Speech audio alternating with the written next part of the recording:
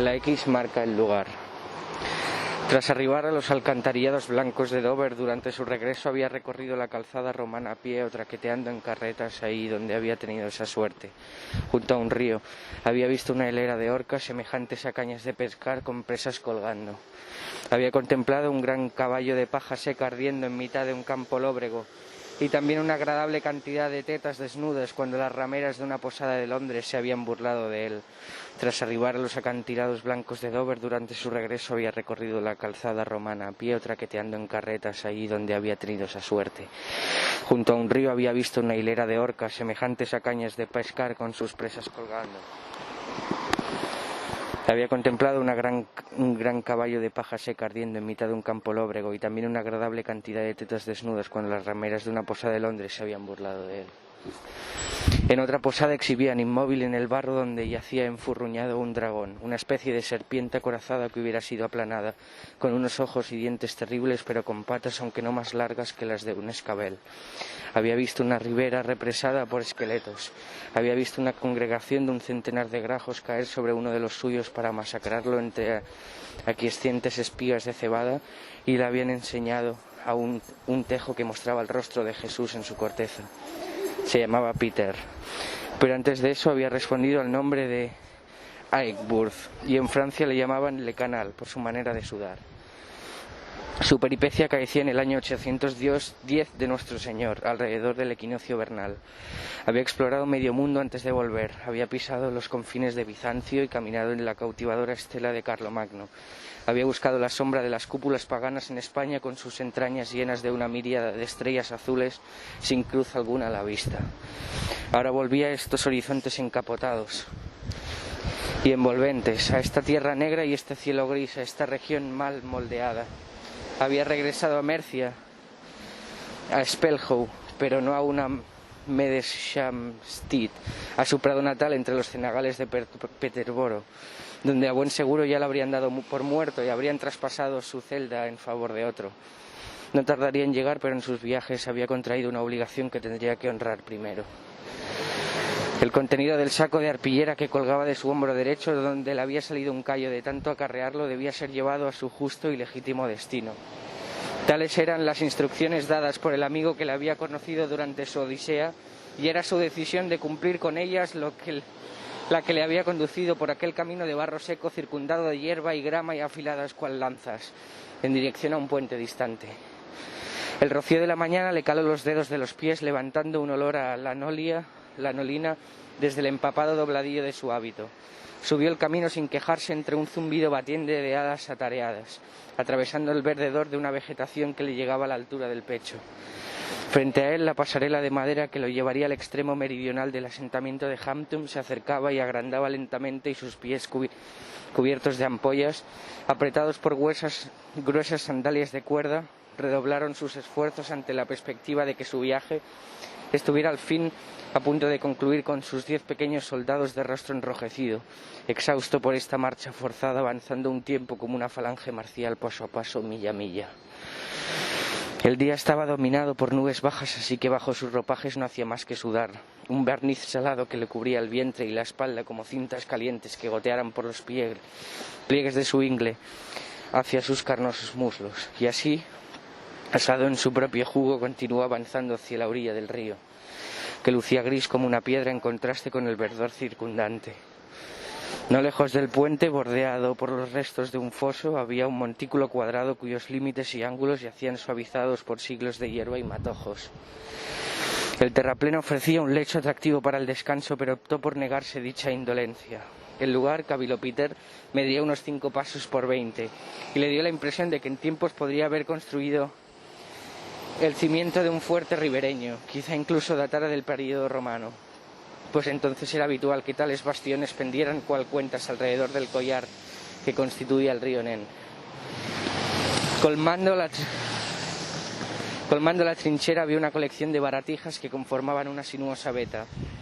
Una calavera de carnero por aquí, un pequeño zapato de cuero roto por allá, algunos fragmentos de un barril por acullá, un alfiler de poco valor sin su broche al otro lado, todo ello entre algarrobas y charcos de agua estancada. Sic transit gloria mundi, discurrió, aunque en el fondo de su corazón dudaba de que el nuevo Sacro Imperio Romano durara pese a sus aspiraciones, lo mismo que había aguantado su homólogo secular. Llegaría un día, opinaban, que los manuscritos iluminados y las vestiduras principescas yacerían allí abajo entre las duelas astilladas y los rosarios de mierda de conejo. Un día en el que el tiempo se habría encargado de reducir al mundo a un mantillo uniforme. Tras franquear los altos postes de roble del puente, caminó sobre los troncos colgantes con una mano firmemente asida a la gruesa maroma de la barandilla para así equilibrarse y la otra aferrada más que nunca al cuello de su saco de arpillera. En mitad de aquella bamboleante y crujiente construcción se detuvo un momento a contemplar el calmo y cauce marrón que se extendía hacia el oeste, donde serpenteaba entre una arboleda de sauces llorones ante el escapar de la vista. Los niños que parecían estar jugando a orillas del meandro eran las primeras personas que había visto en 2 días de caminata, pero estaban demasiado lejos como para decirles nada. Así que se limitó a levantar la mano y ellos le devolvieron el saludo como si le estuvieran alentando, o eso consideró. Al avanzar, la nube de mosquitos concentraba en un malicioso halo alrededor de su frente. Solo se dispersó cuando pasó el extremo opuesto del puente y se alejó un poco de la ribera, tras lo cual se encontró con un camino que atravesaba unas cuantas casas dispersas y que iba a dar a la puerta sur de la aldea. Excavadas en el suelo y con un techo de zarzo suspendido a cierta altura sobre las acogedoras trincheras, cada una de estas cabañas se hallaba sumergida en las sucias nubes que emanaban de los agujeros de sus chimeneas, de modo que más semejaban estar construidas de humo que de ramas y adobe. Surgiendo al exterior, desde uno de estos nidos de humo, apareció una anciana que esbozó al verlo una sonrisa con los pocos dientes que le quedaban, y que iba subiendo trabajosamente las 3 o 4 losas de piedra que, colocadas sobre escalones de arcilla, se elevaban desde el agujero cubierto. Su piel lucía agrietada como el lecho de un estanque durante una sequía, y sus trenzas cenicientas que le llegaban a la cintura le recordaron los sauces llorones de antes. Todo esto la hizo parecer a sus ojos una criatura más propia del río, alguien más dado a vivir bajo el puente que en los fosos de un sendero tan polvoriento. Al hablar también su voz sonó espesa y flemosa, evocando el son del agua al escurrirse entre las piedras, y sus ojos, minúsculos caracoles maliciosos, relucieron húmedos. —¿Traíslo con vos? Cabeceó 2 veces para así enfatizar hacia el saco que él llevaba sobre el hombro, y pudo ver algo saltando entre las pálidas sortijas de su cabello. Perplejo, creyó de algún modo la mujer sabía de su misión, pero luego cambió de parecer y pensó que la habría confundido con alguien encargado de llevarle algo a su humilde choza, o eso estaba loca.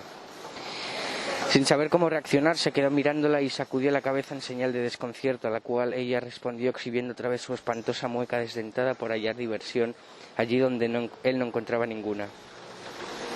Lo que reside en los 4 confines y aún así marca el medio. ¿Traíslo con vos?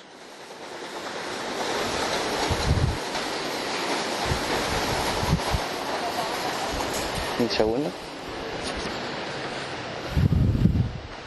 Dame un momento, perdona.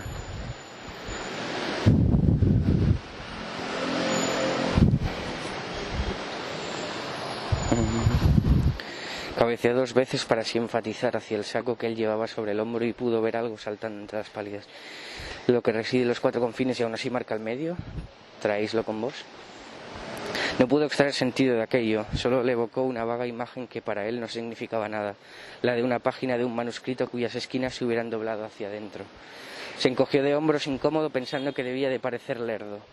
Ignoro, buena mujer, aquello de lo que habláis. He llegado aquí desde muy lejos a través del puente, no he visitado antes estos lares. Fue turno ahora de la vieja bruja de negar con la cabeza, cuyos rancios mechones se balancearon como una cortina de perlas moriscas, mientras aquella estropeada sonrisa suya permaneció en su lugar. No habéis cruzado mi puente, aún no, ni siquiera habéis dejado atrás mi fuerte, y además os conozco desde hace largo tiempo, dijo la mujer antes de alzar una mano cual garra titubeante y asestarle un bofetón en su mejilla reluciente y sonrosada. Peter se espabiló. Se hallaba descansando al borde de la zanja que discurría alrededor del antiguo fuerte fluvial, con el extremo sur del puente no muy lejos a su izquierda. Un escarabajo o araña le había picado en la cara al dormitar con la mejilla apoyada en la grama, y sintió un bulto hinchado bajo el dedo al inspeccionar la fuente de la sensación pulsátil que tenía. Aunque se asustó por un momento cuando se percató de que ya no sostenía el saco de arpillera, se calmó tras verlo junto a él en la ladera. Si bien seguía perplejo por todo lo sucedido, se puso en pie quejosamente, con la túnica mojada a la altura de la espalda por la humedad de la hierba. Luego frunció el ceño ante los restos de la fortaleza y los del puente cercano y finalmente soltó una carcajada. Así era Hampton, pues. Aquel era el disfraz que adoptaba en su idea de gastarle una broma a los viajeros que pensaran que habían calado el cariz del lugar. En el viejo corazón del país, esta rara naturaleza esencial se ocultaba envuelta en el secretismo, astutamente fascinadora y peligrosa en su capricho.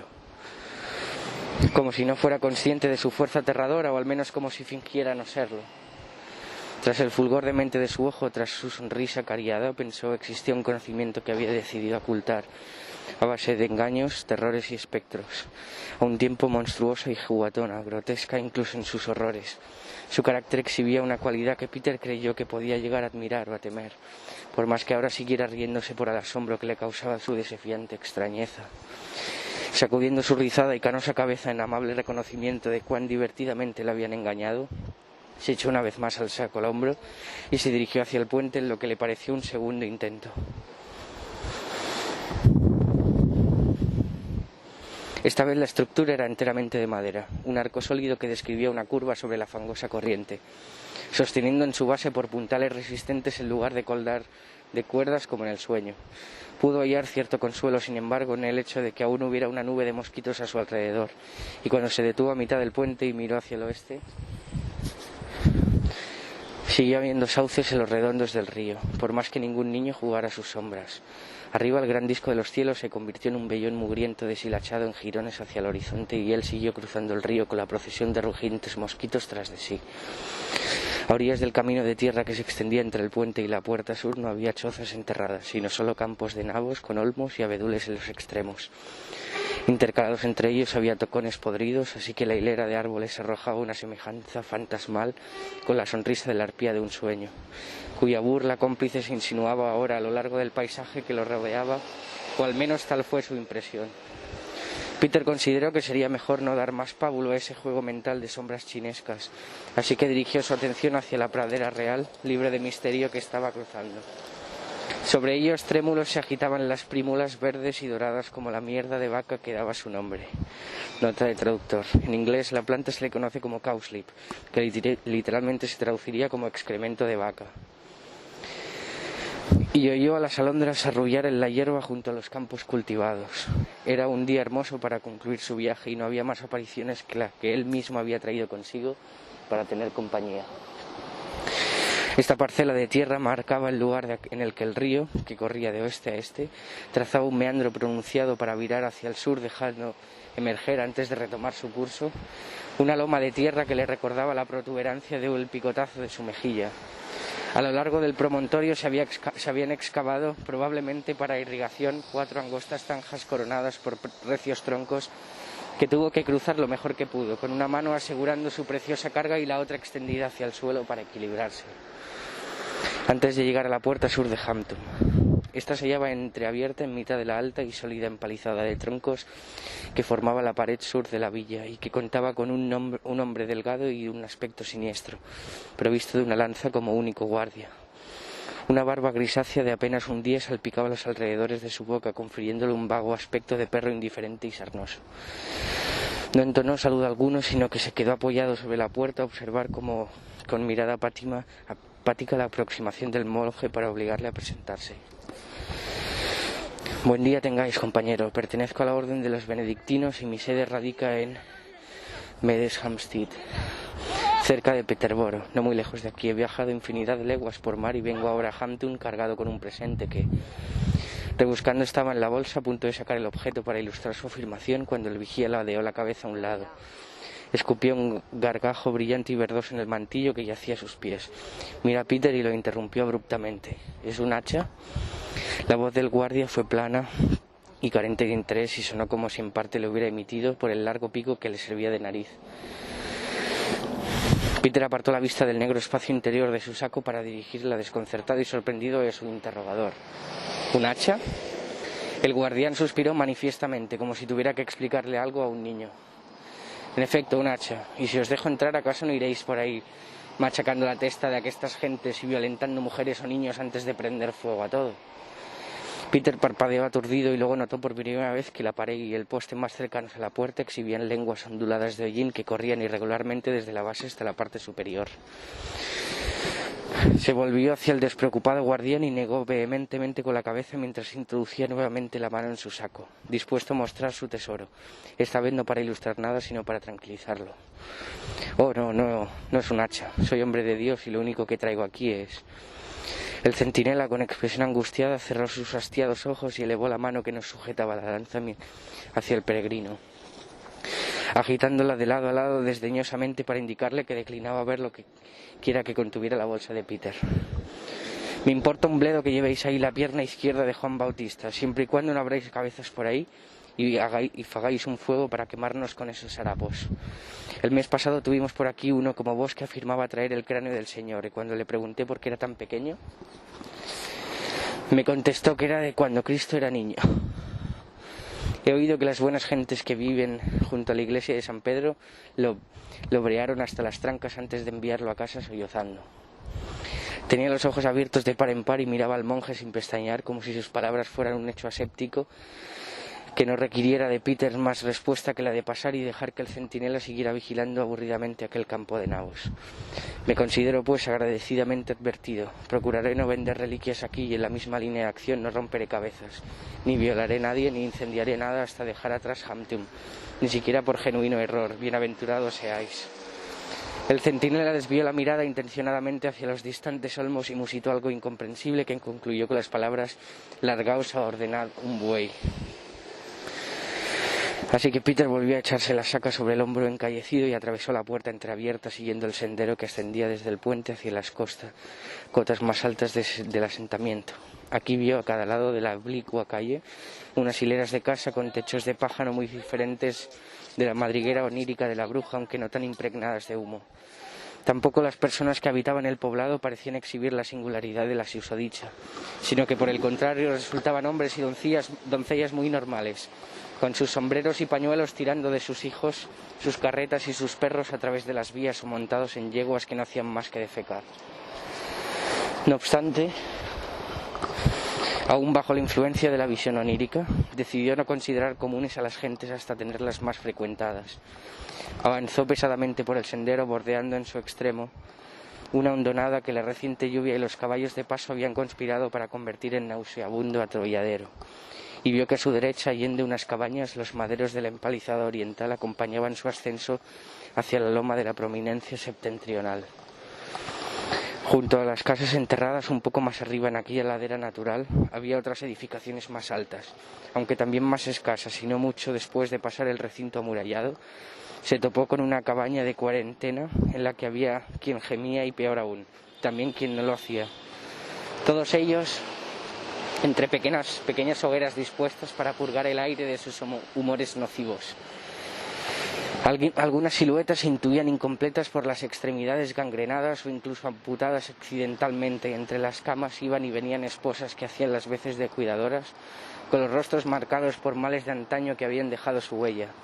Pese a que notó con alivio que el viento soplaba desde el oeste, apartó la cara al pasar junto al campo pestilente y luego continuó subiendo la colina entre un gentío de decenas de campesinos, un número de personas que de hecho llevaba semanas sin ver.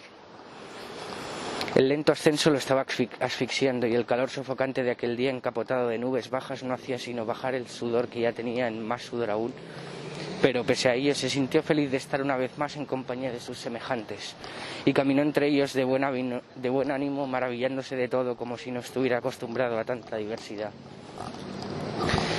Los ancianos, cuyas narices del tamaño de pimientos casi tocaban la prominencia de sus mentones, tiraban de trineos en lo que llevaban atadas pilas de cortezas de roble de color rojo oscuro repletas de hormigas.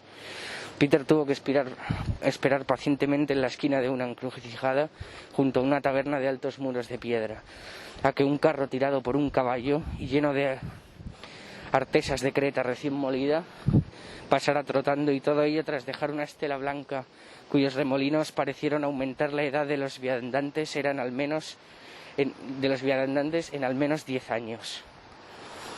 Finalmente pudo cruzar y seguir subiendo, aunque luego se volvió para contemplar la calle tras el paso del caballo y su carga. Más allá de no pocas viviendas miserables, Peter vio unos setos de zarzas negras en torno a los que una mujer y su caterva de hijos andaban trasteando para recoger cosas y meterlas en una bolsa que llevaba ella. Supuso que lo más probable era que estuvieran recogiendo restos de lana y que tal vez estuvieran emparentados de algún comerciante local de ese tejido, pues la ciudad parecía bulliciosa y emprendedora. De hecho, mientras ascendía la cuesta hacia la otra encrucijada superior, se sorprendió de tanta actividad. Cuando aún era un muchacho llamado Egbert, que crecía en Helpstone, cerca de Peterborough, o incluso luego siendo un monje llamado Peter, que vivía enclaustrado en aquel mismo recinto, había oído hablar de Hampton, aunque no muy a menudo. Tenía la impresión de que la ciudad siempre había existido sin existir, notable únicamente por no albergar nada notable. Resultaba evidente que los romanos habían llegado a asentarse en la zona y puede que también los salvajes antes que ellos. Pero Hampton siempre había sido de esos lugares a los que se decía que nunca iba nadie. Ver la hora tan atestada y boyante le hacía preguntarse a uno, y con razón, de dónde había salido. Era como si tras la finalización de la noche invernal que la caída de Roma había precipitado sobre aquellas tierras, Hampton hubiera aparecido allí por arte de magia para desarrollarse en su forma actual, emergiendo de la nada para ocuparse de esa próspera situación desde entonces. Y pese a ello nadie hablaba de ella. Sabía que el rey Offa, cuando no había estado ocupándose de construir su gran dique alrededor de Mercia, en la frontera con Gales, había establecido en estos territorios nuevas ciudades a las que les iba muy bien, aunque Hampton no se hallaba entre ellas, porque tenía todas las características de una urbe antigua. Offa también había erigido una residencia campestre, o thorp, más allá del extremo norte de la ciudad, y Hampton era la villa comercial más cercana, pero Peter era de la opinión de que la importancia de Hampton se remontaba antes del reinado de Offa. Recordaba que en Helpstone su abuelo mencionaba que el lugar había poseído cierta relevancia en tiempos de Celbaldo, predecesor de Offa, y que incluso antes, en las brumas de la antigüedad perdida, había existido allí un lugar de renombre entre los hombres, aunque saber a causa de qué. Tal vez fuera como los círculos que se dibujaban con una tiza atada a una cuerda, en los que uno veía el perímetro sin reparar en el centro del que dependía la forma, o considerándolo un mero agujero, como en las rosquillas. Sin embargo, ¿cómo era posible que en un agujero vacío aqueciera una actividad tan intensa? Durante su reciente paso por Woolwich, al sur de Londres, había conocido a un arriero local que aseguró haber oído hablar de Hampton después de que Peter le dijera que era el destino de su viaje. El hombre la conocía básicamente por los rebaños de ovejas que llegaban de la zona, pero también le dijo que un pariente de Offa residía en una casa señorial del asentamiento y que éste contaba con una hermosa iglesia de nueva construcción. Si aquello era cierto, Peter discurrió que debía estar en alguna zona distante que él no había visto todavía, aunque era probable que las viviendas a su alrededor dependieran de tal lugar y que tuviesen que pagar una pequeña parte de sus ingresos al señorío a través de una figura conocida como el Firth Bor, que era una especie de recaudador de impuestos. Su intuición había resultado fiable, caviló hasta aquel punto del camino, pues las únicas indicaciones que había recibido junto con sus instrucciones le habían sido dadas en una lengua extranjera que no estaba seguro de haber entendido, apenas un mandato vago, aunque urgente, de devolver el objeto contenido en la bolsa al centro de vuestra tierra. Sabía que Mercia era, sin lugar a dudas, el centro de Inglaterra, y al ver la multitud que trabajaba o holgazaneaba en torno a él, quedó convencido de que había llegado al mismísimo corazón de Mercia. Pero aún así se preguntó cuál sería el corazón de Hampton. Acababa de llegar al gran cruce al que conducía el sendero del puente, una zona en donde la pendiente se allanaba un poco antes de reanudar la empinada subida hacia el norte. Soltó su carga y miró en derredor para recuperar el aliento y la orientación, momento que también aprovechó para limpiarse el sudor de la frente con una de sus mangas de lana. Frente a él, tras la extensión plana, el camino que había tomado continuaba más empinado que nunca entre chozas y patios en los que por el olor se adivinaba la actividad de los curtidores, mientras que a su izquierda y al pie de la colina, conformando el otro ramal del cruce, había cobertizos con fraguas humeantes desde los que subían el estrépito de los metales al rojo vivo que se martillaban. A su derecha, tras casas con corrales llenos de cerdos, gallinas y cabras, se alzaba la puerta oriental del asentamiento, abierta de par en par hacia una explanada boscosa que iluminaba en una suerte de iglesia de madera más allá de los límites de Hampton.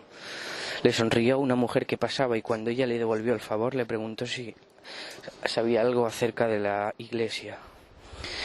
Y si acaso ésta quedaba cerca de alguna casa señorial. Notó que llevaba colgada al cuello una runa consagrada, según reconoció al demonio Thor, aunque pensó que no sería más que la superchería de una campesina que protege de las tormentas. En cualquier caso, ella negó con la cabeza. Creo que os referís a San Pedro, que está ahí abajo. Su mano recorrió el cruce, el camino por el que había venido y luego las chispeantes fraguas incandescentes. A continuación dirigió la vista hacia el edificio que quedaba más allá de la puerta oriental, que era por el que Peter le había preguntado. Apuesto otro es el de los fieles difuntos, construido siendo mi madre una niña.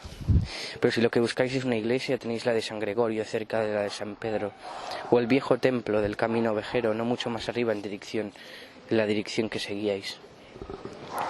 Peter dio las gracias a la mujer, la dejó seguir su marcha y permaneció en el cruce ponderando si aquel sería el centro que andaba buscando. Pues una encrucijada en sí misma, pensó, podría ser lo más adecuado para el objeto crucial que portaba en el saco. En voz baja, para que los que le circundaban no pensaran que estaba loco de remate, preguntó si aquel era el lugar, pero como no obtuvo respuesta, elevó el tono, causando risa entre los niños desocupados del otro lado de la calle. ¿Es este el centro? Nada le pasó. Peter no tenía muy claro mediante qué clase de signos le sería dado a conocer el lugar que buscaba, o si tales signos acaecerían, pero su instinto le decía que dichos signos no la hallaría ahí. Con la gente mirándolo con cierta perplejidad, notó que sus mejillas se ruborizaban aún más, así que recogió el hatillo y siguió su rumbo. Atravesó el cruce a toda prisa para evitar el estruendo de los carros y escaló la colina, donde los curtidores y tejedores de la ciudad estaban haciendo su agosto.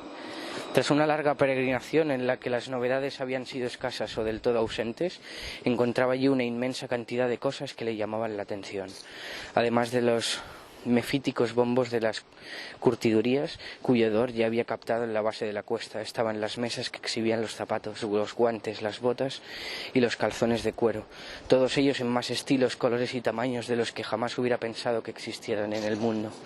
Solo el olor acre de los mismos bastó para intoxicar su esforzado ascenso entre aquellos mostradores y puestos, con la pesada bolsa rebotando de tanto en tanto sobre su espalda encorvada.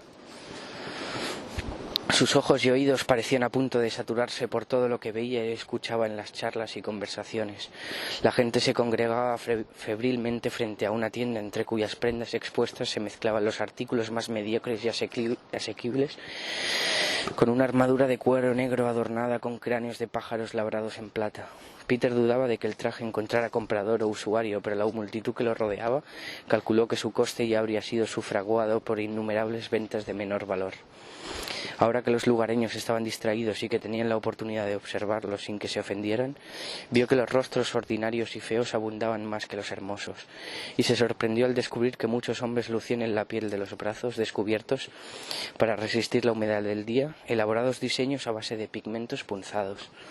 No solo se adivinaban patrones dibujados de esta forma en la carne, sino también representaciones toscas de rameras, del Salvador o incluso de ambos a la vez, juntos ahí en el mismo hombro, vistiendo el mismo taparrabos de lino. Se rió entre dientes y ascendió la cuesta, donde hombres con las manos manchadas de tinte vendían telas con un rojo aún más vívido que el que había visto en Palestina. Después de un trecho dejó atrás el mercado y llegó a un terreno muy elevado, mas no el más alto, pues hacia el sudoeste había crestas que lo sobrepasaban. La muralla oriental, que tenía brechas aquí y allá, seguía subiendo la colina junto a él, no muy lejos hacia su derecha, mientras que a su izquierda había varias vías y pasajes que corrían cuesta abajo.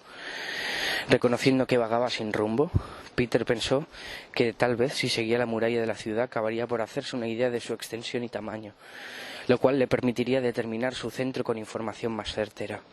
Su plan era pues tan vago e incierto como sus intenciones allí, y encima ahora sentía una presión en la vejiga y una punzada en el estómago que lo distraían de tales asuntos. Aún transitaba el mismo sendero en dirección norte que había tomado tras cruzar el puente, pero había llegado a unos terrenos en los que el suelo ofrecía una planicie situada justo en el lado de la loma que soportaba la pañería. Había allí un lanudo rebaño que estaba siendo guiado a los corrales por hombres silenciosos que mascaban tallos y por perros de lo más ruidosos. Y él pensó en la mujer que llevaba la piedra consagrada a Thor, la que lo había aconsejado hablándole de un viejo templo en el camino vejero de más arriba. A juzgar por el barullo que reinaba en dichos lares, y aunque seguía sin ver una iglesia, estaba seguro de haber seguido la dirección indicada. Mientras se encaminó hacia una leve hondonada, las bestias hablaron por doquier, criaturas traídas allí desde Mercia, Gales, y más allá en grandes hordas que desafiaban la imaginación y que volvían blanco todo el paisaje, en pleno verano y no en invierno, de un horizonte a otro. Ahora que lo pensaba, Peter había sabido desde la mocedad que la transhumancia occidental terminaba en lugares no muy lejanos a Hepstone o Peterborough. Pero jamás hubiera pensado que entre esas aldeas medianas del país se encontrara Hampton. A partir de ahí, los pastores llevarían los rebaños a otras regiones empleando la vía romana que él mismo había seguido desde Londres y los acantilados blancos de la costa. Eso o irían más allá de St. Neot, hacia Norwich y el este, abasteciendo de carne a todo el país. ¿Acaso, se preguntó, todos los enmarañados cordones de Inglaterra se hallaban pinzados en Hampton por una gran comadrona como si fuera el ombligo del país? Peter vadeó la marea de la lana. Me he perdido. Aquí, perdón. Peter vadeó la marea de la lana y las cagarrutas negras que pavimentaban la vía y avanzó una vez más hacia el norte, su bolsa colgando ahora de una mano, para que su hombro dolorido pudiera reposar un poco. Cuando casi finalmente hubo sorteado la vasta estupidez de los animales, vio en la cima de una eminencia a su derecha una especie de iglesia pobretona hecha de piedra y tuvo la esperanza de que fuera el templo de que la mujer le había hablado, por más que pareciese abandonado y desierto. Pensando en parar a echar una meada y comerse el queso y el pan que llevaba escondidos junto a unas monedas en un bolsillo secreto del sayo, dejó atrás la nauseabunda pátina del camino vejero y dio un pequeño paseo, hermosamente salpimentado por las flores que caían desde las arbóreas ramas que lo sobrevolaban, hacia la supuesta iglesia, sita en el extremo superior de la cuesta. Algunas de las necias, lanudas e indiferentes ovejas se hallaban pastando al cobijo de los amplios árboles y Peter decidió soltar su equipaje para remangarse el hábito y eyectar un chorro, menos caudaloso del que había previsto, sobre el agua de lluvia estancada entre las raíces de una haya.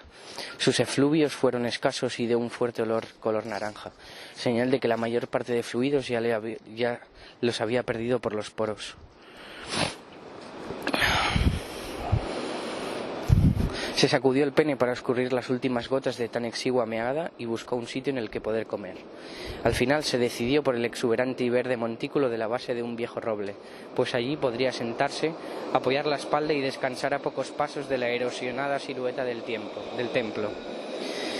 Ahora que tenía tiempo de observarla, sentado en la hierba con el saco junto a él y mordisqueando el corrusco que había recuperado del bolsillo de su hábito, comenzó a dudar del origen cristiano de construcción tan lamentable, y fue más consciente de su rara peculiaridad. Recostado en aquel trono de roble y masticando lentamente el pan con queso de cabra hasta formar entre los dientes un húmedo e indistinguible bocado, consideró la naturaleza que podría tener o haber tenido el solitario edificio. Las columnas de piedra a ambos lados de la puerta tenían tallados en espiral unos dragones mucho más grandes que la pobre criatura que había visto inmóvil en el barro cerca de Londres. Si efectivamente se trataba de un lugar de culto cristiano, Peter era consciente de que debía pertenecer a una tradición más antigua que la suya, a una que se remontaría por lo menos a unos 300 años atrás, cuando sus predecesores en la orden se habían visto obligados a buscar la paz con los seguidores de los dioses rurales, mezclando las enseñanzas de Cristo con su folclore tosco y supersticioso, así como predicando en montículos antaño dedicados a altares demoníacos. Las tallas que descendían por los pilares evocaban la serpiente que envolvía el disco terrestre en las viejas religiones, las cuales creían en que el reino de los mortales era el intermedio en un conjunto de tres, con Hel abajo y el cielo nórdico arriba, al otro lado de un puente. Dejando al lado el detalle del puente, no difería demasiado de su propia fe en una vida que se extendía más allá de aquel breve intervalo y que de algún modo se prolongaba hacia una altura superior desde la que era posible distinguir y entender mejor las trampas y ardides de ese mundo.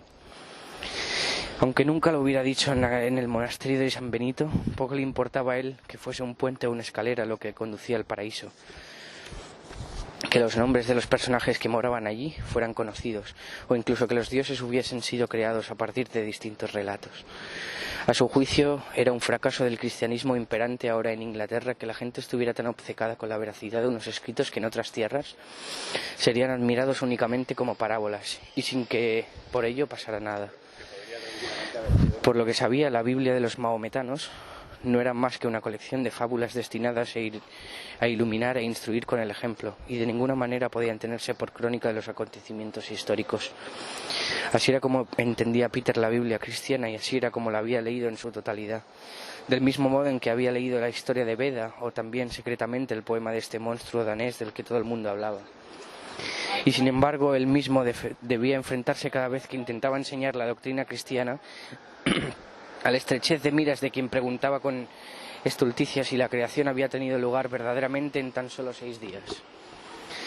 La fe de Peter se basaba en el valor de un ideal radiante encarnado en Cristo, que era una figura ejemplarizante. La fe en su mente era la afirmación volitiva de lo sagrado. Si la convertían en algo más o algo menos, pasaba a ser mera creencia. Y ya se sabía que los cuentos de duendes no duraban en la cabeza de un niño más que el tiempo que uno tardaba en contárselos.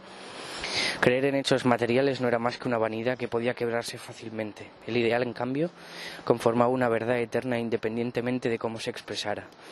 Bajo su peculiar punto de vista, las creencias servían de poco. Lo importante era el ideal eterno e insustancial, la luz que órdenes como la suya habían protegido de las tinieblas para difundirla ahora en un mundo roto y sombrío. No creía en los ángeles como formas sustanciales y no tenía necesidad de creer en ellos como ideales porque de hecho los conocía. Se había topado con ellos en sus viajes y los había visto, y poco le importaba que hubiera sido con sus ojos mortales o con su vaga noción de visión contemplativa. Se había topado con ellos. No creía en ellos, sino que tenía la certeza, y esperaba que su fe nos hundiera los próximos 100 años en un cenagal de creyentes. Sería algo así lo que les había sucedido a los viejos dioses, esos cuyo templo tenía ahora un tiro de piedra, de donde se encontraba recostado dando una buena cuenta de su pan y su queso. Concluidas sus reflexiones, se limpió las migas de la barba para aprovechamiento de las palomas que rondaban las ruinas. De nuevo en pie y con la bolsa a cuestas, bajó el montecito que daba al camino vejero con sus gastadas alpargatas levantando nubes de pétalos caídos de las copas superiores. Salvo por la capa de excrementos y por la olla picada a la que se asemejaban las huellas de los cascos, el paso para el ganado había quedado desierto. Tras una caminata insignificante llegó a la muralla norte y a los postes embreados de su puerta, que al igual que su contrapartida ribereña en el flanco meridional de la ciudad se encontraba entreabierta. En esta parte de la ciudad reinaba un aire diferente, imbuido de una malicia dañina a la que probablemente habrían contribuido las cabezas cercenadas y clavadas en picas que se veían sobre la puerta.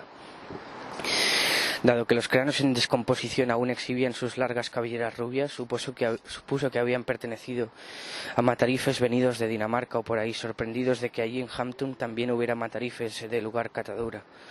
Al ver borrosa una de las cabezas, pensó que sus ojos le estaban jugando una mala pasada, pero en realidad solo eran las moscas carnívoras que pululaban alrededor de los restos, salidas incluso de su boca desencajada. Así pues, había recorrido el asentamiento de sur a norte. No era una gran distancia. Al verse frente a la empalizada, torció a la izquierda hacia el oeste y empezó a bajar la cuesta para llegar a algún confín de Hampton que aún le quedara por explorar. En su descenso por el valle, de vuelta hacia el río, según constató, vio la gloriosa extensión de tierra que se extendía a lo lejos, con las columnas de humo aflorando para señalar un barrio que daba al extremo occidental de Hampton y al tramo distante del Nen. Se trataba de una trenza gris y plateada que discurría entre campos verdes y amarillos al amparo de los árboles, atravesada por el arco de madera de un puente que a su juicio debía de ser por el que llegaban todas esas ovejas de Gales. También vio un cercado alto, no muy distante de la orilla más cercana del río, construido con postes similares a los de las puertas de la ciudad. Tal vez fuera un claustro o un recinto nobiliario cuya linde oriental marcara a su vez el límite occidental de la ciudad. Por improbable que fuera, la perspectiva de encontrar monjes en las cercanías le trajo a la memoria a su monasterio en las calmas praderas de Peterborough, ese que llevaba 3 años o más sin poder visitar. El recuerdo de su celda y su catre en Medeshamstede, no sé leerlo bien, le hizo sentir una punzada en el corazón, y lo mismo le provocó pensar en quienes tenía por amigos dentro de la hermandad. Así que se Decidió regresar allí en cuanto la conclusión de su misión en Hampton le liberara de sus obligaciones. Lo cual no sucedería, se dijo, hasta hallar en el centro del asentamiento y entregar allí el talismán que contenía el saco. Sin embargo, la añoranza de su idílico hogar no le haría avanzar en ese cometido y solo contribuiría a demorar su pronta culminación. A su izquierda había angostos pasajes entre hileras de casas pegadas, callejuelas que de repente torcían y desaparecían a la vista para enredarse en el nudo que Peter sospechaba que se correspondía con las entrañas de Hampton, fétidas pero repletas de olor. A diferencia del tegumento pigmentado y decorado que había visto a su paso por las murallas, sintió la tentación de adentrarse en este laberinto de callejuelas confiando en encontrar el lugar que buscaba en virtud de su instinto, pero prevaleció en su precaución. Recordó aquí otra de las cosas que le dijo el arriero que había conocido en Woolwich, aquel que había oído hablar de Hampton. Alberga los cruces y recovecos de una madriguera de conejos. Si entrar no resulta fácil, os aseguro que salir es más difícil que perpetrar un asesinato. Lo más probable era que se perdiese entre tanto pasadizo, así que lo mejor sería determinar primeramente los límites del asentamiento tal y como había planeado y luego actuar en conciencia. Siguió bajando pues la colina hasta llegar casi a la empalizada que había visto desde arriba. Anotó para sus adentros que la distancia de este a oeste era menos de la mitad que la de sur a norte, e imaginó la villa como un estrecho rectángulo de pergamino o corteza. Si había un mensaje escrito en él, o si contaría con ingenio suficiente como para descifrarlo, fueron cosas que ya no pudo discernir. La muralla de troncos discurría a lo largo de la ribera más próxima del río y concluía junto a un puente que partía hacia Gales, desde el asentamiento. Bajo su arco de madera, el curso del Nen también seguía dicha dirección, y la linde entre el río y la orilla, que igualmente viraba hacia el oeste, se veía reemplazada por imponentes arbustos negros que se servían de fortificaciones, llegando a este otro confín de Hampton. Peter dio media vuelta y emprendió una caminata ciertamente más larga hacia el límite sur, el mismo donde había entrado unas horas antes. Arriba a su derecha vio la plateada capa de nubes grises que ocultaba el sol, a punto ya de comenzar su largo descenso hacia la noche. Por estos indicios dedujo que deberían ser las últimas horas de la tarde. Dirigiéndose hacia el sur se dio cuenta de que no había muchas casas en el flanco inferior del asentamiento, solo pequeñas parcelas, cada una con su propia casita. En las elevaciones de las suaves pendientes que tenía ante sí brotaban delgados hilillos de humo que tejían una manta, razón por la que pensó que las praderas superiores debían estar más pobladas. Sin embargo, en su bajada hacia la orilla del río solo pudo ver una casa que parecía estar construida en la esquina de una vía, la más distante de las dos que se bifurcaban hacia el este, separadas por campos de pasto vacíos. Se acercó al más cercano de estos caminos para detenerse y atisbar a lo largo. Subía cuesta arriba, densamente transitado y con un aire antiquísimo que compartía con la zanja que, extendiéndose junto a él, albergaba un caudaloso arroyo cuya frente o manantial dedujo que estaría en lo alto de la colina. Con el saco colgando a la espalda, cruzó la base de la calle y se dirigió a la casa de piedra, ubicada junto a la esquina de la que partía la segunda vía. El achaparrado edificio parecía abandonado, totalmente solo en el borde occidental del asentamiento y sin signos de que hubiera fuego alguno calentando su hogar. A la derecha de Peter, en el lado opuesto del camino embarrado, había un acogedor círculo de piedra coronado por una estructura de madera con una carrucha, una soga y un cubo colgando. No había bebido agua fresca desde el estanque que había encontrado hacia el mediodía varias leguas al sur de Hampton, así que viró en dirección al pozo silbando unas cancioncillas que recordaba a medias. De cerca le pareció más grande de lo que pensaba, pues el anillo de piedra le llegaba a la altura de la cintura y tenía un diámetro de al menos 2 pasos. Giró la manivela de la polea para soltar cuerda y el cubo de madera brillantemente pintado cayó al fondo de aquel agujero insondable. Tras un instante oyó un chapoteo y luego empezó a subir el cubo, ahora mucho más pesado que cuando lo había dejado precipitarse. La húmeda maroma crujió y oyó y sintió el vaivén del líquido contra el bamboleante perímetro del recipiente a medida que lo fue sacando de aquel hoyo negro hacia la luz del día. Tras desatar la cuerda se acercó al cubo y miró su interior sediento y ansioso. Estaba lleno de sangre. El sobresalto fue de tal grado que lo desorientó, haciendo que todo girara y dejándolo sin raciocinio. Se sintió arrollado por una estampida de pensamientos contradictorios que pisotearon su intelecto en una carga pavorosa y desconcertante. Debía de ser su propia sangre. Le habían cortado la garganta sin que se diera cuenta. Debía de ser la sangre de generaciones enteras de Hampton filtrada cuesta abajo hacia aquel embalse enterrado. Debía de ser la sangre de los santos, la misma que San Juan el Divino anunció que habría de beberse cuando el fin del mundo caeciera 200 años más tarde. Debía de ser la sangre del Salvador, signo inequívoco que le anunciaba a Peter que aquella tierra y su sustrato eran la carne misma de Jesús. Pues ¿acaso no estaba destinada a ser cortada para volver a crecer de igual modo que el grano y los frutos de la tierra? Debía de ser la savia de un misterio sagrado y temible, uno más carmesí que las vallas de acebo, una maravilla de tal magnitud que los cristianos de las eras venideras sabrían de él y de Peter y dirían que en verdad había sido bendecido por la voluntad de Dios para contemplar semejante milagro, semejante visión. Pero lo cierto es que era tintura. ¿Cómo podría ser tan estúpido? Había visto los vívidos colores de los ropajes que se vendían en la calle de los pañeros, pero no se había preguntado de dónde provendrían. Había echado al balde el pozo pensando que lo habían pintado así para que se viera bien, pero no había caído en que podía haberse teñido a base del uso. Salvo para un idiota, estos indicios habían sido claros como la luz del día. Pero el fervor le había cegado hasta el punto de llegar a darse por santificado. Decidió no contar descuido tan vergonzoso a sus hermanos de Medechantide, ni aun para hacerse mofa de sí mismo o de su inflamada y loca vanidad, pues sin duda lo considerarían imbécil de remate. Carcajeándose por el modo en que Hampton se había burlado de él por segunda vez, vertió el contenido en la negra y gorgoteante garganta desde la que lo había alzado. Recordó al hermano Matthew, un iluminador de manuscritos cercano al Peterboro, que solía hablar con él sobre su técnica, y estableció que lo más probable era que el color del agua se debiera al óxido de hierro presente en el suelo. Aunque esto no entrañaba excesivos prejuicios para la salud, se sintió más que feliz por no habérselo echado al coleto sin antes mirar. Al fin y al cabo, el ocre no era lo único capaz de crear esa coloración roja. También lo hacía, por ejemplo, el óxido de mercurio, y en el prado del monasterio benedictino había oído hablar de lo que les sucedía a los monjes que chupaban pinceles aún impregnados de pigmento rojo para humectarlos y afinarlos. Día tras día, inadvertidamente, repetíale aquel gesto hasta envenenarse. Según se decía, los huesos de uno se volvieron tan frágiles que tras acostarse moribundo, el mero peso de la sábana con lo que lo taparon para confortarlo se los rompió todos, de tal forma que murió aplastado.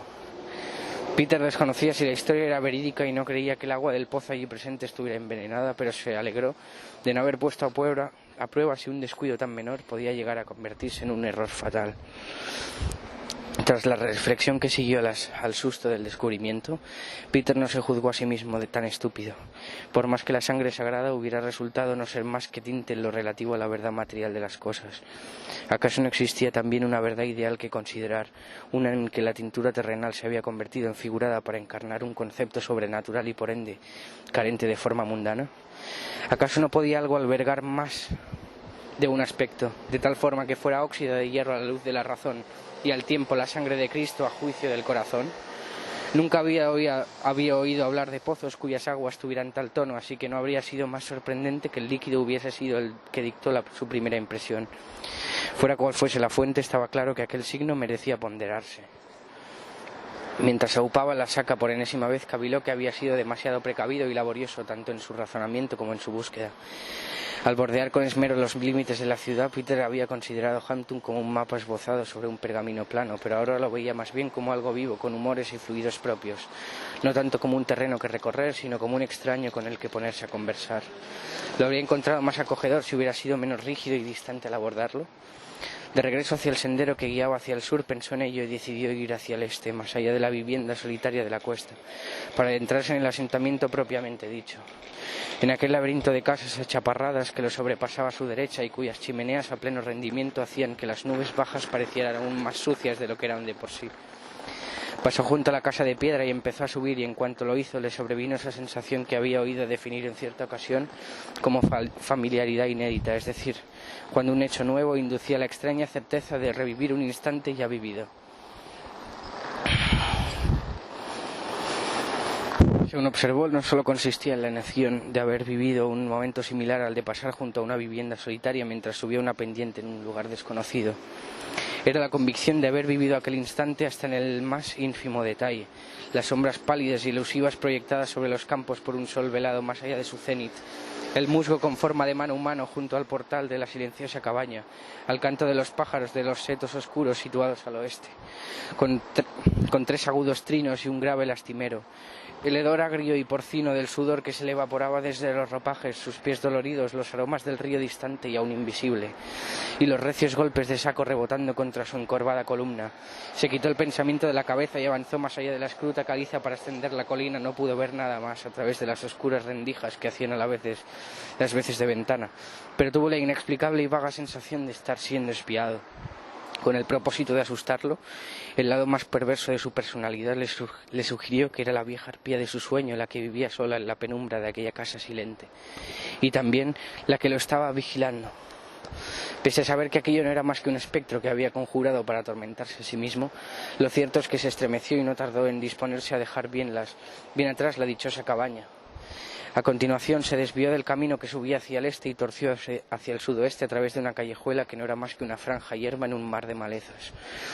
Lo que más le había perturbado al pasar por el Cruchitril era la idea de que su tránsito junto a él no fuera un hecho único, sino de muchas repeticiones, lo cual le había hecho imaginar a su vez que una interminable hilera de semejantes, de copias de sí mismo pasando junto a aquel maldito chozo, todas conscientes en aquel preciso momento de la existencia de las demás y del anómalo asunto de su recurrencia, así como de que el mundo y los acontecimientos a su alrededor también resultaban recurrentes.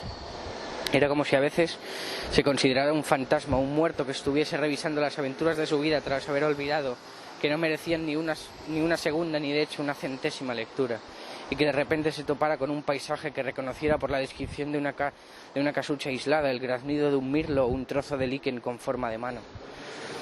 Estos pensamientos eran nuevos para él, así que no estaba seguro de comprenderlos por completo. Como un ciego asía sus extraños bordes y protrusiones,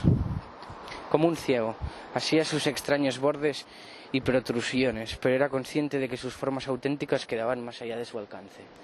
Dios. Mientras ascendía trabajosamente la cuesta, doblando de nuevo hacia el este, Peter tuvo la impresión de que las peculiares ideas que lo asaltaban era una atmósfera o miasma que emanaba de la localidad, y que sus efectos se potenciaban cuanto más se sumergía en ella.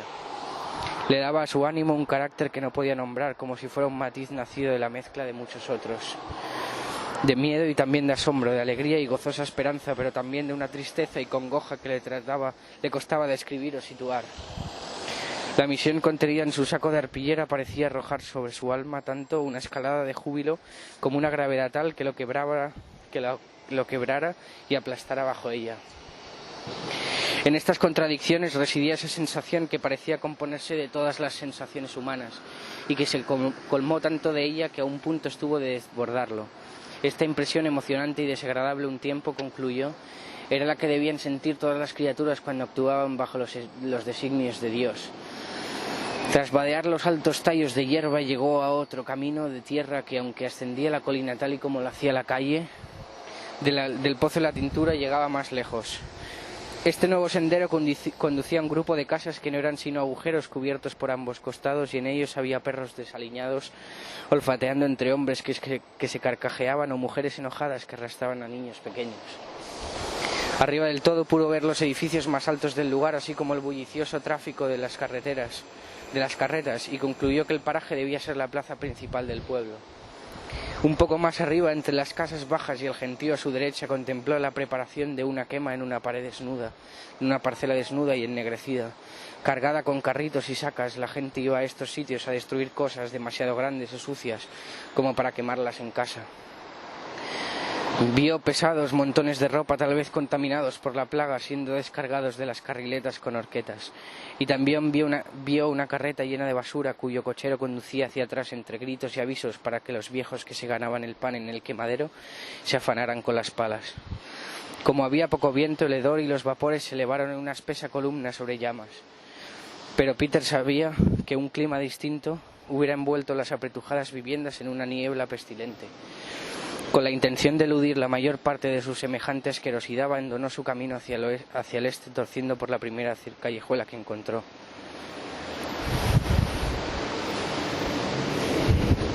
Había varias chozas a cada lado, aunque sin mucha gente y sin ningún fuego. Un poco más abajo vio un gran tejado de paja perteneciente, supuso, a un gran salón, uno protegiendo en su lado posterior por un muro de piedra que daba hacia él. La región más despejada del cielo volvió a quedar a su derecha, y aunque dedujo por ello que se dirigiría nuevamente hacia el sur, no tardó en toparse con un nuevo obstáculo. A pocos pasos había una cerca de la que se elevaba una gran nube similar a la del quemadero. Vio a continuación un carro desde cuyos portones estaban descargando bloques de creta para colocarlos en el montículo central del patio cercado, y recordó haberse cruzado con él cerca del puente meridional aquella misma mañana. De hecho, aún tenía residuos de polvo blanco en el pelo y en los pliegues de su hábito. Por la preferencia de mantener el color con el que había llegado a Hampton en lugar de volverse rojo por los tintes, negro por el humo, blanco por la caliza, se detuvo abruptamente a ponderar las cosas y elegir otra ruta. Una vez más se encontraron una especie de esquina, con un sendero que discurría hacia el este desde la calle por la que deambulaba. El cruce se hallaba señalado mediante una especie de mojón cuadrangular con uno de los lados más corto que el resto. A su alrededor había una zanja excavada hacía largo tiempo y que a día presente estaba cubierta de hierbajos, junto como el fuerte ribereño romano que había visto en las afueras. No obstante, pese a ello, el montículo parecía investido de cierta importancia, aunque no se veía por allí ningún edificio, tan solo penachos dorados de dientes de león que aún no se habían transformado en vaporosas bolas de semillas. Mientras observaba la prominencia, Peter describió cierta agitación por el rabillo del ojo, precisamente entre los bloques de creta y él. Aguardando a la vera del camino había un carro tirado por un caballo y con un hombre realmente feo a las riendas. Tenía el rostro ancho y ojos muy espaciados y parecía robusto y redondo a la vez, como si lo hubieran comprimido. Encaramado al pescante charlaba con un niño de no más de 12 años, o quizá fuera una niña que estaba sobre la franja de grama circular y que miraba al cochero con vacilación e incertidumbre. Parecía asustada por el tipo, como si no lo conociera, y al negar con la cabeza y hacer ademán de marcharse, el fornido carretero la agarró por la muñeca rápidamente para evitar que escapara. Peter se concedió un instante para decidir qué hacer. Si se trataba de una disputa entre un padre enojado y su disco en la retoña, era mejor no intervenir, aunque dudaba de que tal fuese el caso. Y además en su viaje había visto suficientes violaciones como para que no pudiera en conciencia dejar estar las cosas esperando que se arreglaran solas. Pese a sus reticencias a utilizarla, Peter tenía una voz estruendosa, razón por la que sus hermanos de Medeshamsted no lo dejaban cantar en el coro, por más simpatías que le profesaran. Fue este rugido el que empleó para interpelar al hombre que retenía a la doncella, y su eco se precipitó como un trueno a través de la grama que los separaba. Teneos, compañero, quisiera intercambiar unas palabras con vos. Enfiló hacia el carromato a grandes zancadas y balanceando el saco pesadamente con la mano, de modo que fuera imposible no advertir la pavorosa maza que constituía si lo hiciera girar a gran velocidad. Era un hombre pacífico, pero sabía la impresión que sus gruesas extremidades y su rostro rubicundo podían dar cuando era necesario.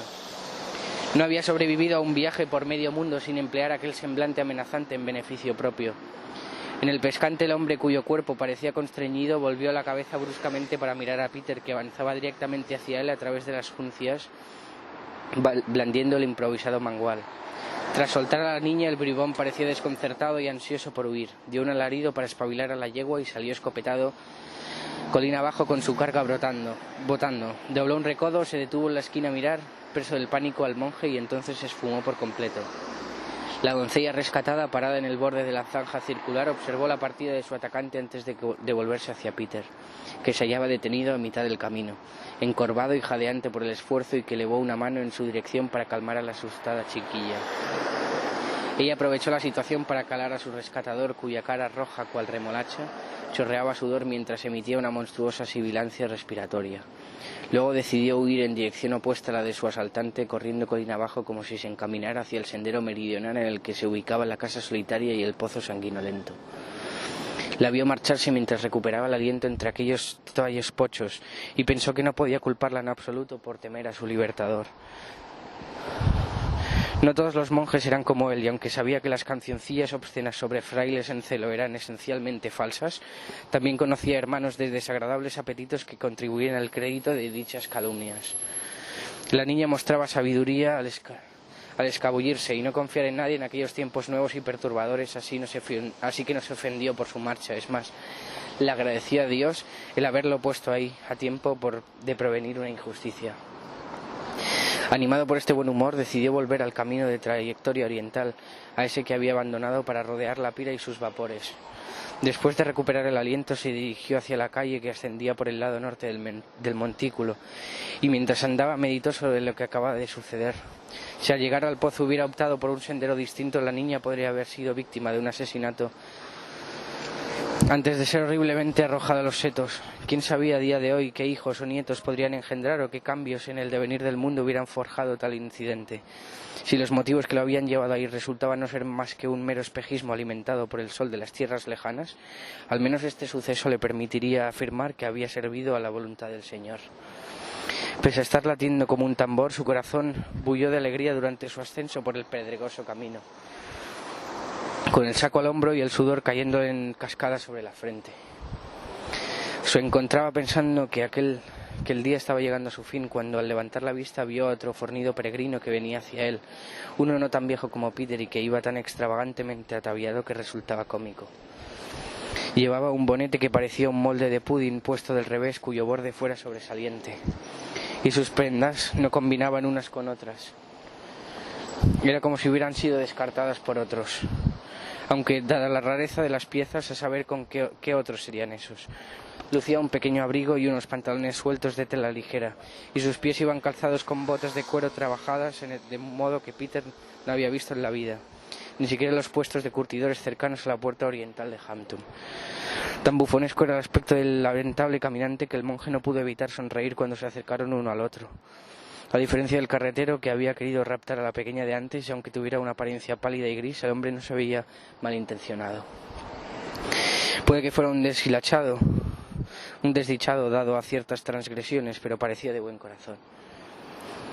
Y al cruzarse ambos se detuvieron y se sonrieron, aunque ninguno habría sabido decir si en señal de amistad o porque los dos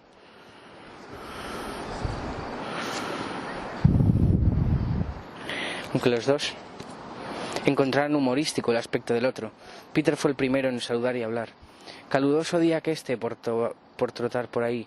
Discurría para mis adentros, sería un periquete. ¿Cómo van hoy las cosas, mi buen y honesto compañero? Aquí el otro hombre echó la cabeza hacia atrás y entrecerró los ojos para observar a Peter, como si se preguntara si se estaba burlando de él. Pero finalmente decidió que no y respondió alegremente. Oh, pues sí que es caluroso, sí, las cosas creo que van tirando. ¿Qué hay de usted? Ese saco suyo parece pesar como una cruz. Las palabras llegaron acompañadas de un guiño pícaro y un movimiento de cabeza hacia el saco que Peter llevaba al hombro, como si pensara que fueran bienes valiosos que hubiese robado. Divertido por la observación, el monje puso la bolsa en el tosco sendero junto a sus pies. Luego suspiró aliviado y negó con la cabeza.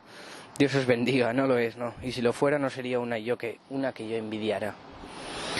El sujeto enarcó una ceja como si le interesara, como si esperara un añadido. Y Peter pensó entonces que ahí tenía la oportunidad de que lo guiaran hacia el lugar que buscaba. Los improvisados encuentros de aquella tarde parecían haber sido resultado de la voluntad de un poder superior, así que este podría serlo también. Envalentonado por dichas consideraciones, planteó la pregunta que hasta entonces pensaba que solo él podía responder, gesticulando, al hacerlo, hacia el paquete depositado en el suelo. Se me ha dicho que debo llevarla al centro. ¿Sabéis por ventura dónde se emplaza eso?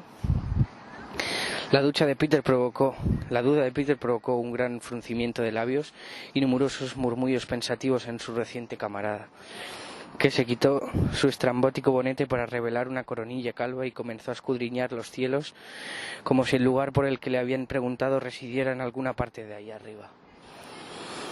Justo cuando el monje se preparaba para una nueva decepción, recibió su respuesta. El otro hombre se volvió y señaló el camino que quedaba a su espalda, el mismo por el que Peter ya discurría. En aquel punto, la cuesta quedaba nivelada y la vía cruzaba algunos chozos y pastizales hundidos hasta llegar a una calle más ancha un poco más allá. una que surcaba la colina de norte a sur y que bullía de carromatos y animales. En el centro del cruce, entre ambos senderos, se alzaba un olmo vigoroso que captó la atención del monje. Un segundo. Disculpa. Vale. Captó la atención del monje. Perdona. Si es el que estoy pensando, entonces debe girar a la derecha al llegar al árbol que hay ahí al fondo, dijo sorbiéndose los mocos y escupiéndolos luego en una suerte de signo de puntuación. Descienda en esa dirección hasta llegar al cruce que hay abajo del todo, y luego si sigue recto hacia abajo, lo verá a la izquierda a mitad de la cuesta, al otro lado de la calle. Peter se sintió desbordado de alegría y admiró la divina providencia al ver el enigma tan rápida y simplemente resuelto. Al final lo único que se requería de él era que preguntara. Miró con gratitud al pobre harapiento que lo había liberado y entonces fue cuando entendió realmente lo que era inusual en el hombre. No era ya que fuera pálido o grisáceo, que era lo primero que había pensado, sino que carecía de color alguno y parecía más que un boceto al carboncillo que un ser vivo de sangre caliente. Más aún, no solo era pálido, sino acuosamente turbio, pues cuando se acercó a estudiarlo con más detenimiento descubrió que podía ver borrones oscuros moviéndose a través de su figura, y que estos no eran sino el tráfico que discurría tras él colina abajo, como si el pobre hombre estuviera moldeado para que uno pudiera ver a través de él, aunque no con claridad. Con un escalofrío que sintió como un chorrito de agua helada que le recorría la columna, Peter se dio cuenta de que estaba charlando con un espectro. Se cuidó mucho de que aquel súbito espanto aflorara en su rostro. No tenía motivos para afrentar a quien, hasta entonces, se había mostrado amable y dispuesto. Por otra parte, no estaba seguro de con qué clase de ser se hallaba conversando. Si bien dudaba de que fuera malicioso, tal vez se tratase de un alma errante, ni bendecida ni condenada, que residía en un estado intermedio allí, en aquellos lugares antiguos. Se preguntó si tendría que vagar por siempre o si el espíritu sabría de algún destino al que acudir, fuera el cielo u otro, y al fin de solventar esta duda, le preguntó a dónde iba. Confío en que la vuestra caminata tenga así mismo una meta pura y santa. Ahora el fantasma pareció primero culpable, luego furtivo y por fin recompuesto. Mentalmente, Peter anotó que las expresiones del espectro resultaban tan transparentes como su forma. La criatura titubeó un poco al entonar su réplica. Bueno, pues, a decir verdad, he salido a ver un amigo, un pobre viejo que vive solo en las esquinas de Scarlet Wall Street y no tiene familia que le visite. Le deseo que tenga un buen día, padre, o como prefiera que lo llamen. Buena suerte portando su saco al centro y tal, ¿de acuerdo? Dicho eso, la aparición superó a Peter y prosiguió cuesta abajo hacia el lugar en el que éste había intervenido entre el bellaco carretero y la niña. El monje permaneció quieto y le vio alejarse, preguntándose qué extraña criatura llevaría tan desaliñado espíritu hacia la solitaria cabaña de piedra cercana al pozo de tintura, puesto que, por como la había descrito, solo podía ser esta. Desde que había llegado a Hampton, nada había sucedido por casualidad, al contrario, diríase que los acontecimientos llevarán el largo tiempo prefijados en todos y cada uno de sus detalles y coyunturas. Si en la esquina del pozo había sentido estar contemplando una narración 100 veces leída, ahora lo veía más como el diseño que un carpintero hubiera esbozado sobre un pergamino. El más nimio de sus pasos trazaba líneas en un esquema del que formaba parte, pero que no podía adivinar. El fantasma errante que lo había ayudado iba siendo más y más difícil de atisbar. Así que Peter volvió a echarse el hombro a su saco antes de recorrer el camino que guiaba al olmo. Ya frente a él, viró hacia el sur y descendió por una amplia calle por la que venían muchos caballos, y a partir de ahí se encaminó a la encrucijada de su extremo inferior, aquella que el fantasma le había indicado. A su alrededor, en los cercados que bordeaban el camino o trotando para seguirlo a lo largo de la mugrienta pendiente, vio toda clase de potros y yeguas. Se imaginó que esa sería la zona que concentraba la actividad de los criadores de caballos. El olor del estiércol era dulce como el de un puré de frutas, aunque no tan agradable, complementado por una nube de moscas negras que zumbaban por doquier. El aire viciado y la atmósfera tosigante aumentaron la secreción de líquido salino en sus piernas y brazos, e hicieron que su corazón y respiración se aceleraran, o al menos tal fue su impresión. Levantó la vista hacia la capa de nubes cada vez más cercana y por aún más oscura, y esperó que su búsqueda terminara pronto para así poder encontrar la mayor brevedad un techo bajo el que resguardarse de la lluvia. Cuando llegó al cruce, Peter volvió a sentir que ya había estado allí y notó un mareo seguido de una especie de zumbido chirriante en sus oídos. Pese a la cantidad de orina y sudor que había evacuado, sus labios no habían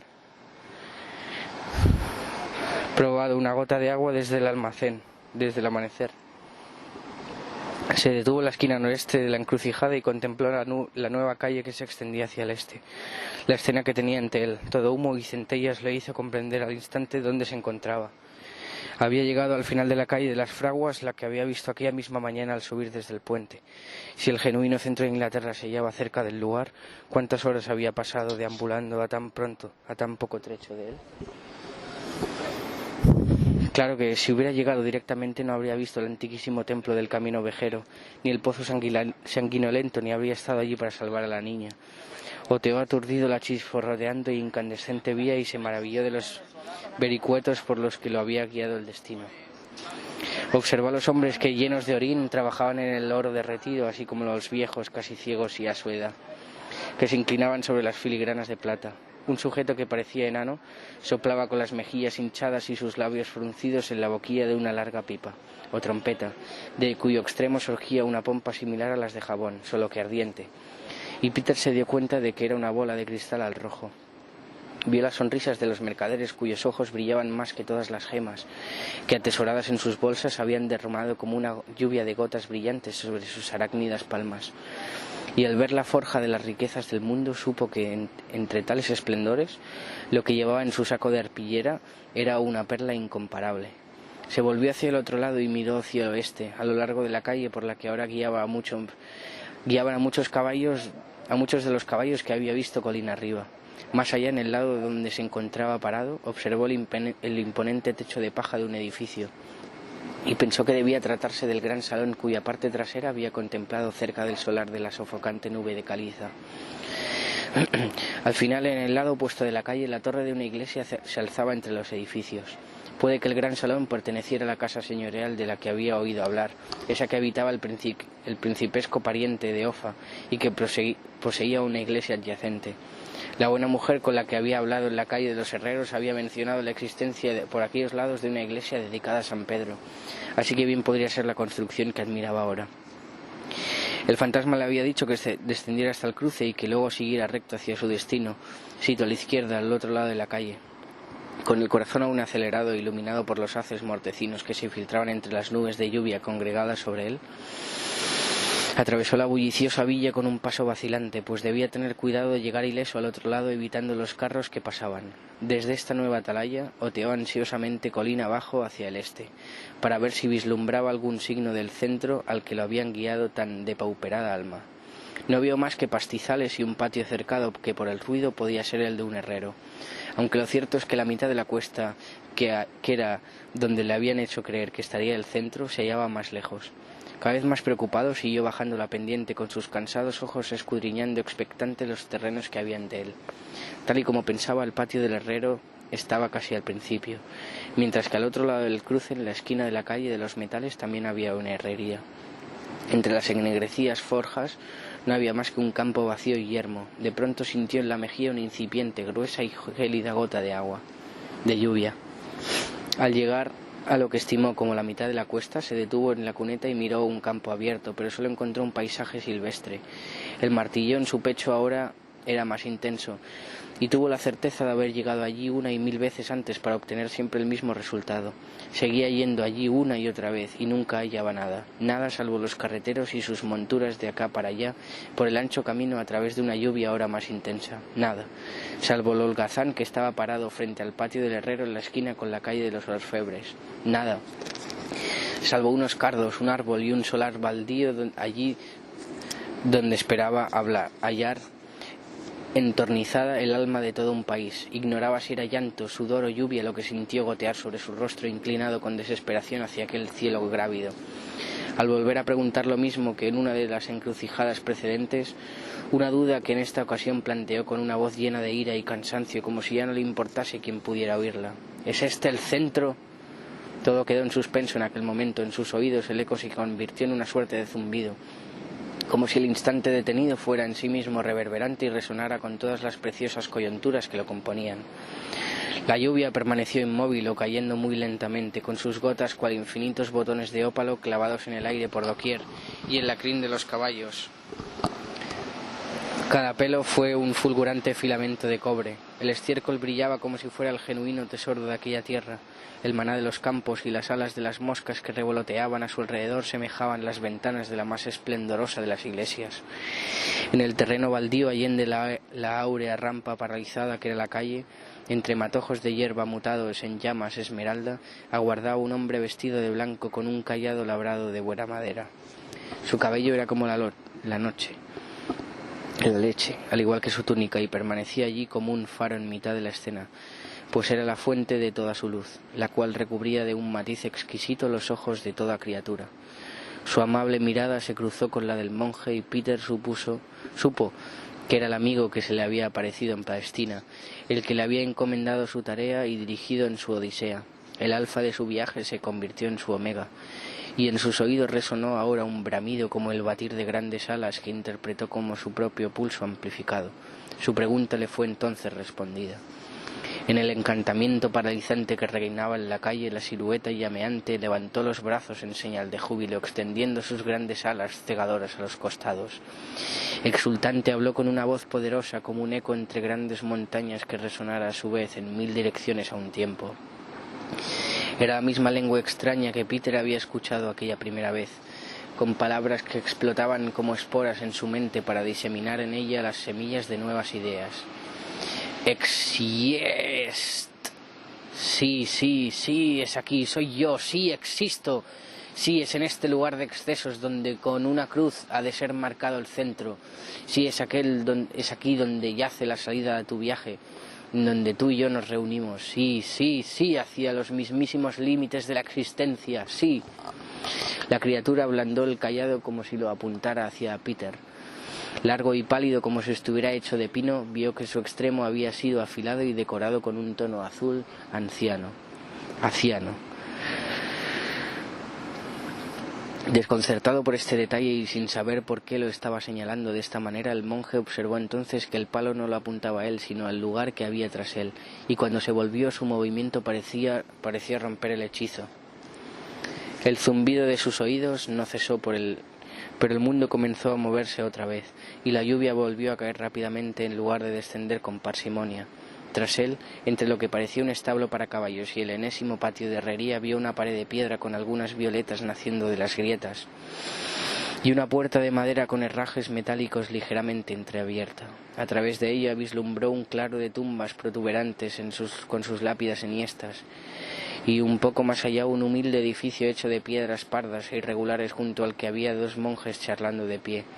Se trataba de una iglesia. La mujer del colgante dedicado a Thor le había hablado de otra iglesia cercana a San Pedro y consagrada a San Gregorio.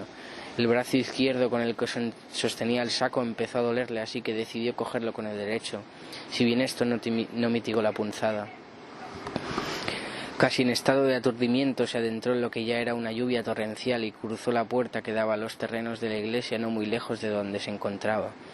Al verlo los clérigos dejaron de hablar y caminaron hacia él, primero lentamente y luego apretando el paso con una expresión preocupada en su rostro. Peter había caído de rodillas, aunque no para orar en agradecimiento por su liberación, sino porque ya no podía mantenerse en pie. Los 2 frailes hicieron todo lo posible para ayudarlo y sacarlo del diluvio, pero jóvenes y escuchimizados lo hallaron demasiado pesado. Solo lograron acostarlo para que se aliviara y apoyaron su testa contra el saliente de una tumba.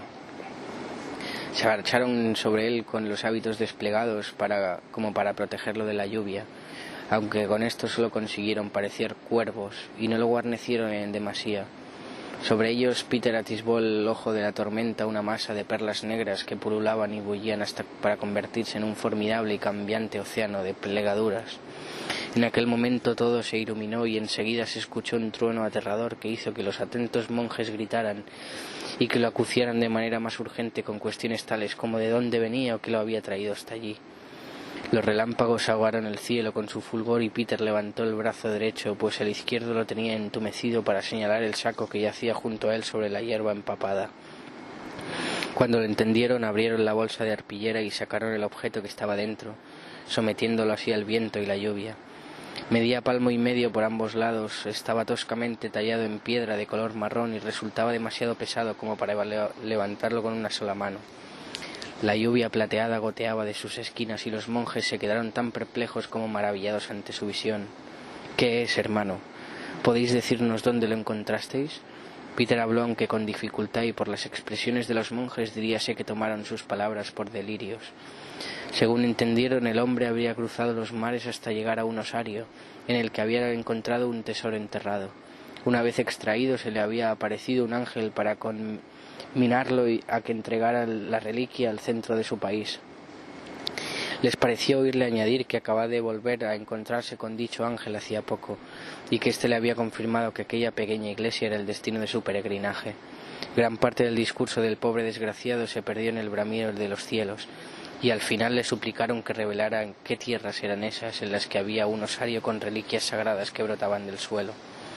Sin embargo, sus voces habían pasado a formar parte de la palpitación omnipotente que lo colmaba, como si vinieran de un punto tan lejano que le fuese casi imposible escucharlas. Se estaba muriendo. No volvería a ver Medhamstead, ahora lo sabía. Arriba, las empapadas y ondulantes telas del firmamento eran como una seda negra de oriente que hubiera sido tejida hasta conformar un mantel rasgado, lleno de pliegues y arrugas cambiantes, y comprendió lo que antes no había podido, que las nubes adquirían tan grotesca forma al ser dobladas y compactadas con enorme habilidad. Desplegadas, habían asumido una forma más regular y también más compleja de aprehender por la mirada. No tenía la más mínima noción de lo que esta extraña ocurrencia podía significar, ni tampoco del motivo de que sintiera que sus años de odisea no habían sido sino un mero y breve paso que ahora acaba de culminar. En aquellos momentos finales descubrió que podía ver aún con los ojos cerrados, pero tal vez fueran sueños o recuerdos atrapados en sus párpados batientes. Miró a los consternados monjes que se inclinaban sobre él y hacia la pequeña iglesia que había tras ellos, y al igual que había sucedido con su recién descubierta comprensión del agitado y torrencial cielo, fue consciente por vez primera del esmero con el que se había construido las esquinas del edificio, dispuestas para que su interior quedara desplegado hacia afuera.